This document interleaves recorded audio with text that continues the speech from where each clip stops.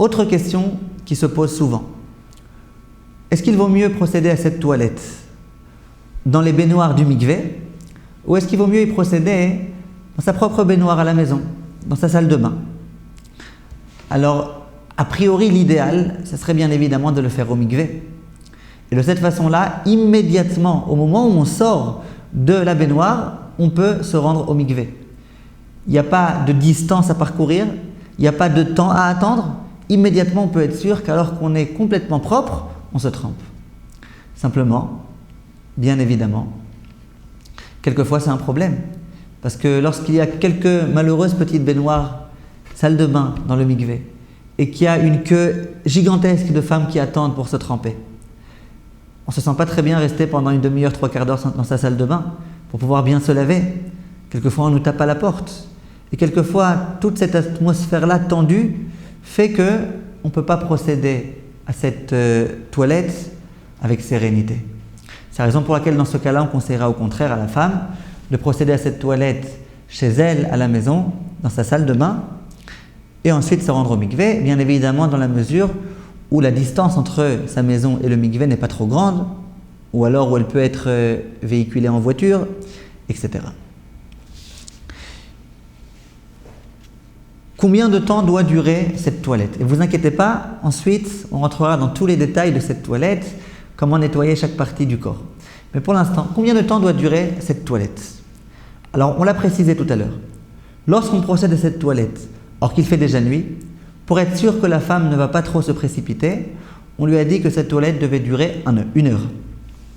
Lorsque elle procède à cette toilette alors qu'il fait jour, il n'y a pas lieu de craindre que inconsciemment elle se presse trop. Il n'y a aucun temps qui a été écrit explicitement par les décisionnaires.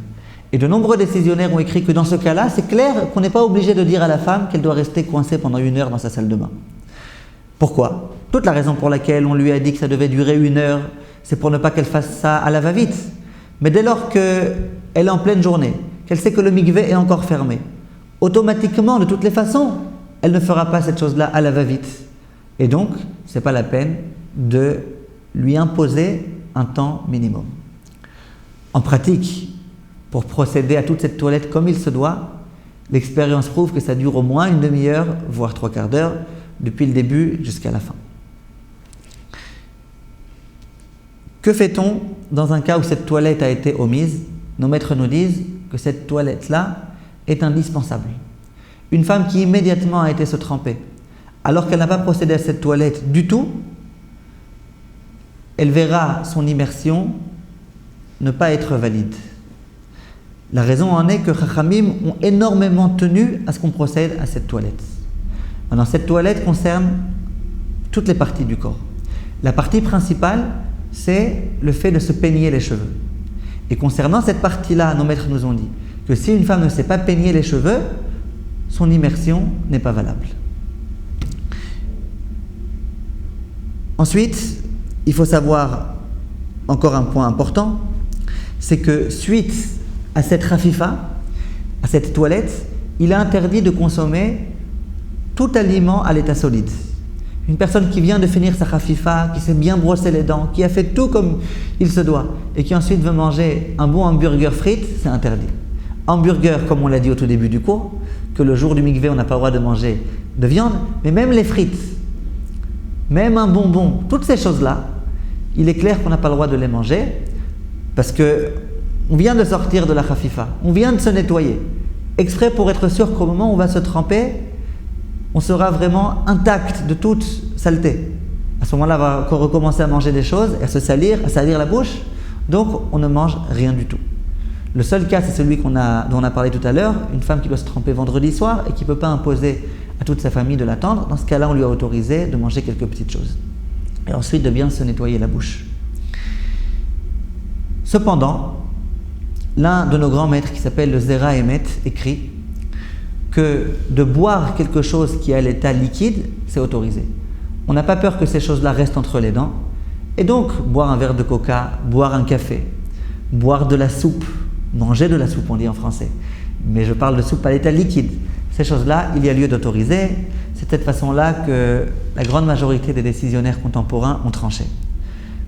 Une fois qu'elle aura fini de boire cette boisson, il vaudrait malgré tout mieux qu'elle se rince rapidement la bouche. Et puis ensuite, juste avant de se rendre au mikvé, il va falloir que la femme procède à ce qui s'appelle le ayoun.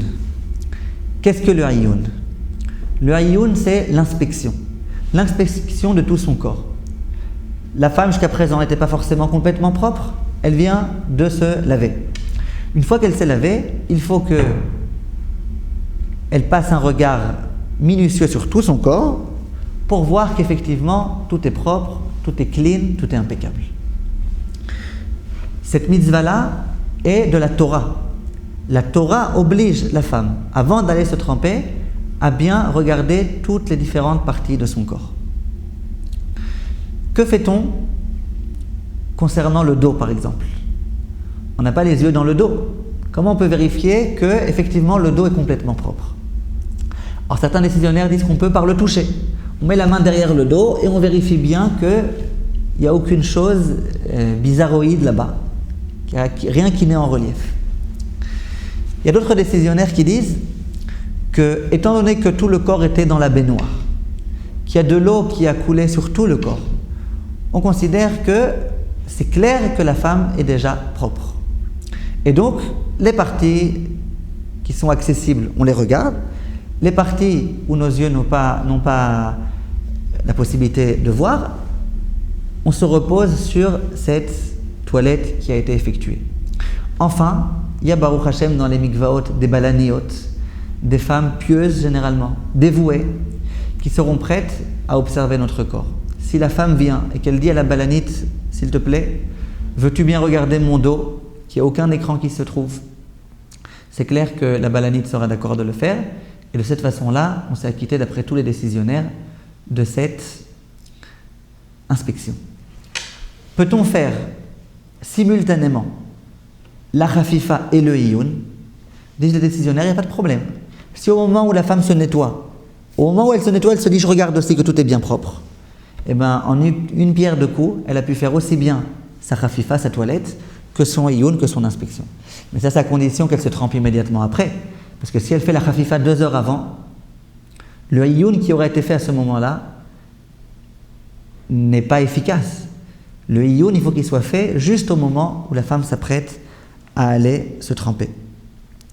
Si une femme n'a pas fait de iyun, eh bien malheureusement, à nouveau, ça ne rend pas valable son immersion. Donc il faut nécessairement qu'elle fasse son iyun. Et enfin, avant que la femme aille se tremper, elle a fait sa khafifa, elle va faire son iyun. Il faut, a priori, qu'elle se rende aux toilettes si elle sent qu'elle a besoin d'effectuer ses besoins, de sorte à ce que l'immersion soit parfaitement bonne. Si une femme avait besoin de se rendre aux toilettes et qu'elle n'y a pas été, a posteriori, tous les décisionnaires écrivent que malgré tout, son mikvé est effectif. Mais l'idéal, c'est avant qu'elle se rende aux toilettes. La prochaine fois, si Dieu veut, nous allons expliciter un petit peu plus de quelle façon il faut procéder à cette khafifa, de quelle façon procéder au nettoyage de chaque partie du corps. Kol Tov et à bientôt.